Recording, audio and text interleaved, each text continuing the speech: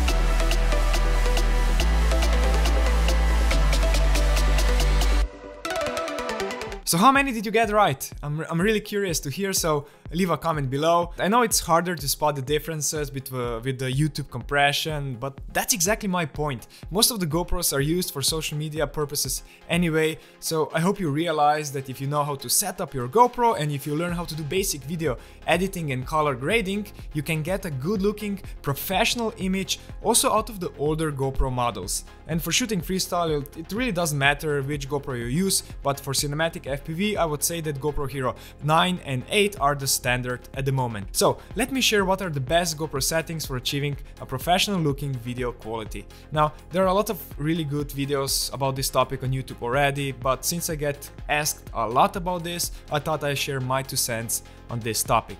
Please hit the like button if you enjoyed this video and let's dive right in. So let's start with GoPro Hero 9. I will always film in 25 or 50 frames per second, because that is the frame rate that I use when filming with my cinema camera. So the footage needs to match when I'm editing.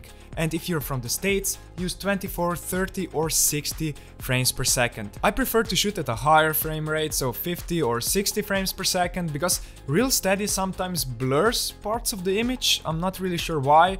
It's not always, but sometimes it happens. It has improved a lot with recent updates, so this is not a big issue like it used to be, and that's why lately I've been mostly shooting 25 frames per second. I always shoot in a flat color profile and with a high bit rate to get as much information out of the camera as possible. I rarely use GoPro color because I prefer to color grade my image in post-production. Lens is usually set to white. The shutter is always set to double the frame rate because I want the motion blur in my image. And I use ND filter to put sunglasses on my GoPro and compensate for exposure. For sunset, I will usually fly with a polarizer or ND8, cloudy days ND8 or 16, and during sunny days ND16 or 32, depends on the frame rate. And please always make sure to nail that exposure, otherwise your image quality will suffer. And keep ISO as low as possible. I rarely go over 200, majority of the time I'm shooting at ISO 100 to get the max quality from my image. White balance is usually set to 5500 kelvins on a sunny day and 6000 kelvins on the cloudy day.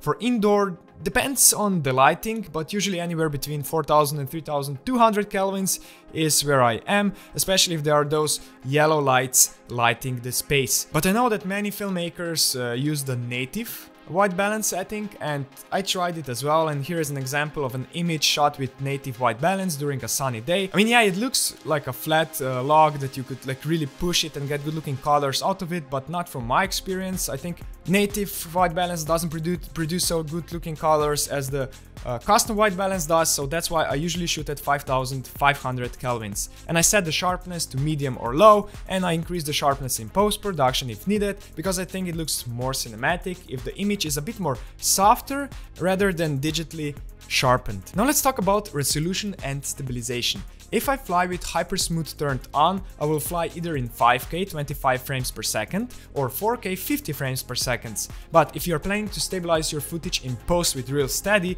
you need to turn off the Hypersmooth. I usually fly in 4K 4:3 aspect ratio 25 frames per second because Real Steady crops the image and you get a 16:9 stabilized video. But if you film in 4K 16:9 aspect ratio 50 frames per second, the image will be chopped away on top and bottom, and you'll have to scale up your image in your editing program. And with the GoPro Hero 8, basically everything is the same, you just don't have the 5K resolution, and that's why I usually film in 4K 50 frames per second, 16:9 aspect ratio, meaning that the Real Steady crops the image, so I just zoom in a little bit, and sometimes I will also shoot in 4K 4:3 25 frames per second if I don't need the slow motion and if I'm sure that Real Steady will work. And be careful if you are flying with GoPro Hero 7 because you need a soft mount in order for Real Steady to work. And you have tutorials available on their website. So if I use GoPro Hero 7, I will usually fly with Hypersmooth on, so I get in-camera stabilization. I would love to hear about your settings, so leave a comment below if there's something that I forgot, or if you have any questions, or if you do anything differently. And yeah, let's talk below this video.